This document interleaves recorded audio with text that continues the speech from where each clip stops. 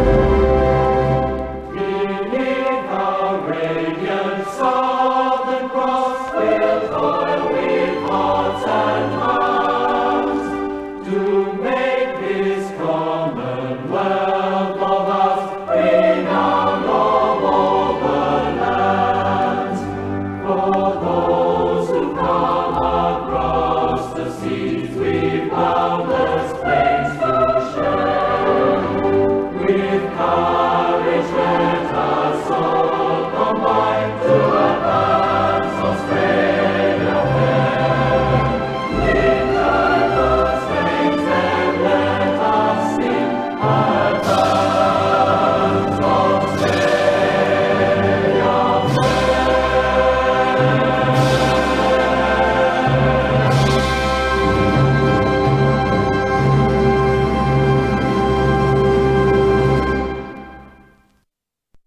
Good morning, this is Avril Smith, and it's a great pleasure to welcome today a visitor to the studio, and it's Val Carr.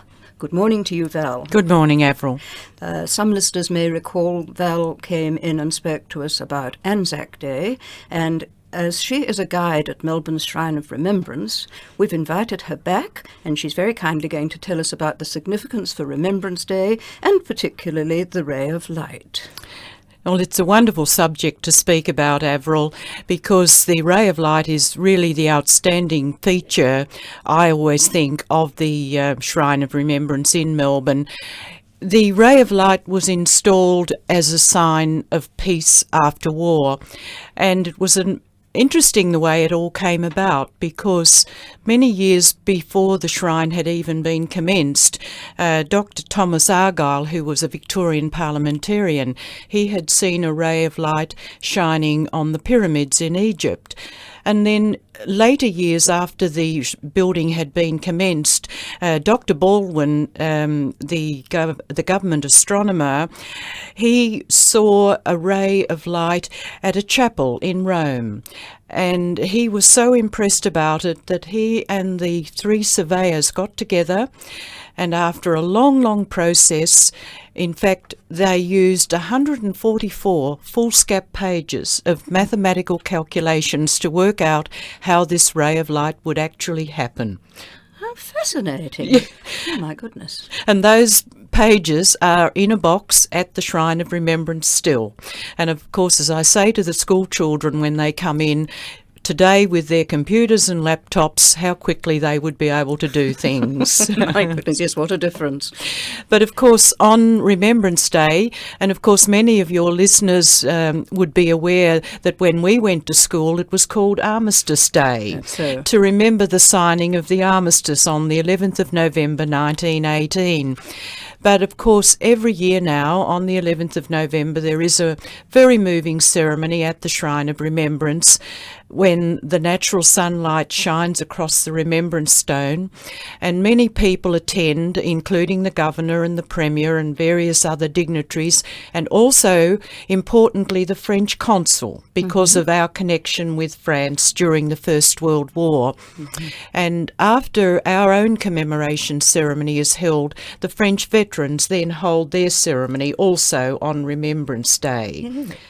But about 2 minutes to 11, the ray of sunlight will come through and it shines onto the side of the stone, and it takes 4 minutes for the sunlight to travel right across the stone.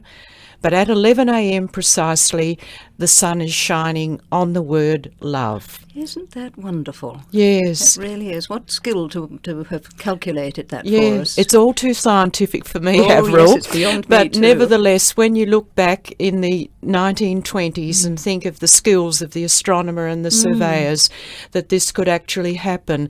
And it is the only one of its kind anywhere in the world. There are various memorials with static lights, but nothing with the moving sunlight as we have here in Melbourne. Well, isn't that marvellous? And an interesting little story about the late Duke of Gloucester, who came to do the dedication on the 11th of November 1934.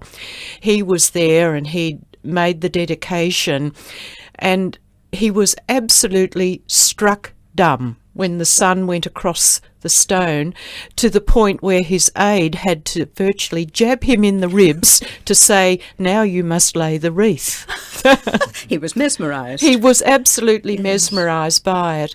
So, and there's just so many lovely stories attached to the ray of light. And I had a lovely young lady come in from Manchester in the UK recently, and she was in tears watching the computerised light go across the stone, because she said, "Last Remembrance Day, I saw a snippet of it on television in Manchester, and I thought, one day I will be able to see that." And she said, "Here I am, standing in the Shrine of Remembrance," and she was just so moved that the tears were running down her face. I can quite appreciate that. Yes. How marvellous. Yes, so all these lovely stories, Yes. but the very symbolism of it, peace after war. And sadly, of course, you know, we didn't have peace for terribly long after the Shrine of Remembrance was completed. But the symbolism was there because everyone around the world, but particularly Australia, had been hit so hard, and the people of Victoria worked so energetically to have the shrine built and to see this ray of light. And it's a wonderful and fitting memorial because it is not a glorification of war. Oh, no. It is a shrine of remembrance. Positively. Yes. And it really is a magnificent structure. Yes. And of course now with the extensions being almost complete, well, they will be completed by Anzac Day next year, there will be other things for our visitors to see. Isn't that wonderful? But don't let your listeners be put off by the fact that the sun only goes across on the 11th of November, because if you come in during the year, on the hour and the half hour, the computerised light will go across the stone, the last post will be played, and there will be words of introduction and closing. And even though it is computerised, there is still a lovely fitting and moving feeling to it for our visitors to see. There certainly is. Yes. Oh, that's a wonderful, wonderful thing for us all. And Val, thank you very, very much indeed for going into such detail there. I'm very, very pleased to actually come and tell your listeners, Avril, because I'm just so happy in my work at the Shrine, and I love everything I do, and I never miss an opportunity to impart all these snippets of information to the general public. And thank you so much for asking me in. It's a great pleasure. Thank you, Val.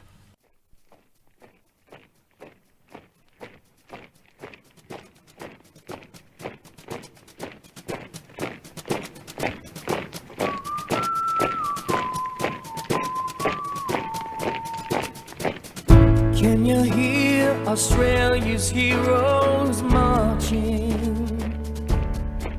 Can you hear them as they march into eternity? There will never be a greater love.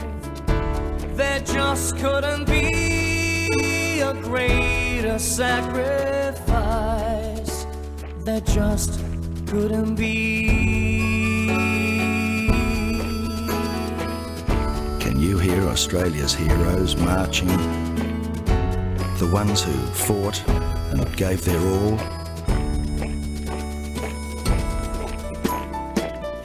Can you hear Australia's heroes marching?